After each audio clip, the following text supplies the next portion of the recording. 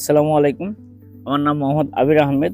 আমি ভূমি রেকর্ড ও জরিপ অধিদপ্তরে ড্রাফটসম্যান পদে কর্মরত আছি। অধিদপ্তর থেকে আমাকে সিলেকশন করছে এই কোর্স করার জন্য। এভি1 ড্রোন একাডেমিক বাংলাদেশ একটা কোম্পানি, তাদের কাছে আমরা কোর্স করলাম। তবে ড্রোন ফ্রাই করার আগে এই কোর্সটা করা উচিত আমি মনে করি। কারণ ড্রোন ফ্রাই করার আগে কি কি পদক্ষেপ নিতে হবে, ফ্রাই করার পরে কি কি পদক্ষেপ নিতে হবে, ড্রোন নামানোর আগে যদি কোনো ইনকেস ব্যাটারি শেষ হয়ে যায় উপরে কিভাবে ড্রোনটাকে সেভ করা যাবে ইত্যাদি আমরা থিওরির মাধ্যমে এবং প্র্যাকটিক্যালের মাধ্যমে এটা আজকে দেখলাম।